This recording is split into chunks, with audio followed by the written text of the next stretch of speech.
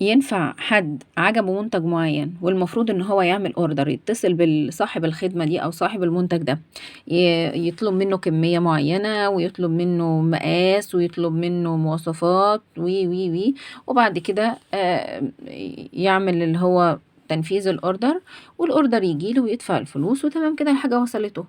كذلك بالظبط ولله المثل الأعلى الدعاء. ربنا سبحانه وتعالى مالك الملك، عنده خزائن كل شيء، والخزائن دي فيها خزائن بتاعتي أنا، ربنا سبحانه وتعالى مخزنها لي عنده من كل شيء. خزاين ال القلب السليم، وخزاين النفسية المرتاحة، وخزاين الجسد اللي في أحسن تقويم، وخزاين الزوج والأولاد سواء موجودين أو مش موجودين وعلاقتي بيهم، خزائن المال، خزائن العمل والعلم، خزائن باسمي. وأنا المفروض حياتي طالبة ان الخزاين دي يبقى في منها عندي وغنى فيها وموجود من الحاجات دي في الواقع بتاعي، فبالتالي هبقى سعيدة ومرتاحة وقلبي مبسوط ونفسيتي مبسوطة وجسدي تمام وعلاقاتي حلوة ومعايا فلوس ومعايا شغل حلو وبتعلم وبتطور.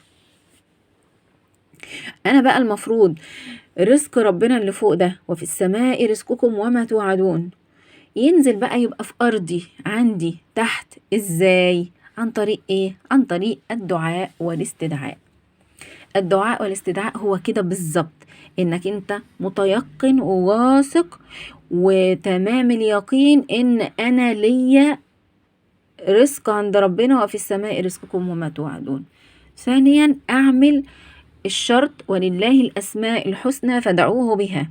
استعمل اسماء ربنا الخاصة بكل ملف في حياتي، بكل نقطة في حياتي، اعمل منها استدعاء، استدعي بالاسم ده المخزون بتاعي اللي عند ربنا اللي هو محددهولي رزقي علشان يجي في الواقع بتاعي.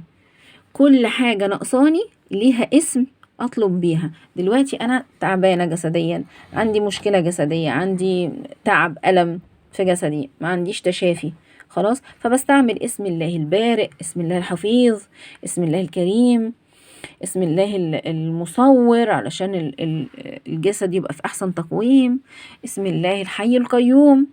استعمل دول وانا بتخيل ان ربنا سبحانه وتعالى بيأمر ملائكته ان هي توصل لي رزقي اللي في السماء الى الارض. ده يبقى تخيلي ووعي. وهكذا في كل حاجة، عندي ضيق رزق فبدأ باسم الله الغني، بسم الله الرزاق، بسم الله خير الرازقين، بسم الله الواسع. أقول يا غني يا الله، وأنا شايفة جوه قلبي جوه خيالي إن أنا ليا خزائن عند الله باسمي من المال اللي لا حصر له، وأنا الأرض في مكاني في الواقع بتاعي مفيش، فأنا أحول من المخزون بتاعي، اخد دفعات منه عن طريق الدعاء بسم الله الغني، وادعي يا رب انت الغني يا الله، انا غنية بيك يا رب، انا عندي وفي السماء رزقكم وما توعدون، انا عندي الرزق ده انت اديتهولي يا رب انت الغني. فانا بعمل استدعاء باسم الله الغني علشان يحل الغنى عندي في الارض، ويبقى اللي في السماء يوصل الارض. وهكذا في كل شيء، كل شيء انا عايزاه، كل شيء عندي فيه مشكلة، كل شيء محتاج ان هو يتصلح ويبقى في احسن تقويم، هو دي اسم من اسماء الله الحسنى ولله الاسماء الحسنى فادعوه بها. استعمله. الدعاء يا جماعة عملية قلبية عقلية بتتم عن طريق التخيل، وعن طريق ان انا ببقى شايفة الحاجة دي بتحصل قدامي. والحاجة المهمة جدا ان انا اشوف نتيجة تحقيق الدعاء قدامي. ده بيسرع جدا جدا من تحقيق الاهداف، ويسرع جدا من ان انا يبقى الحاجة واقع في حياتي، ابقى مصدقة وفي السماء رزقكم وما توعدون، وابقى مصدقة الصورة اللي هتنتقل من السماء الى الارض وابقى عايشاها كده. انا هبقى مغناطيس بيحقق المستحيل، ومفيش مستحيل مع ربنا. وفي السماء رزقكم وما توعدون.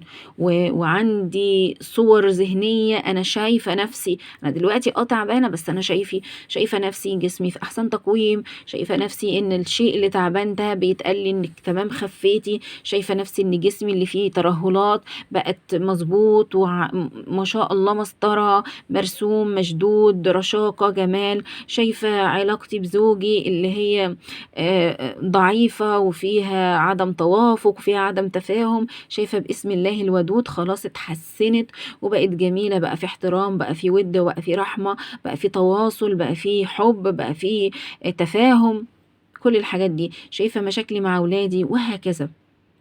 ده الدعاء يا جماعة. ما نبقاش زي الراجل اللي شاف ان في منتج معين لازمه، ولا عمل اوردر، ولا حط مواصفات، ولا عمل مكالمة، ولا اي شيء، ومتخيل ان هو في يوم من الايام الحاجة دي هتوصل له. طبعا مش هتوصل، ابدا مش هتوصل، انت ما عملتش السعي. فالدعاء سعي بنسبة كام؟ بنسبة 99.9%.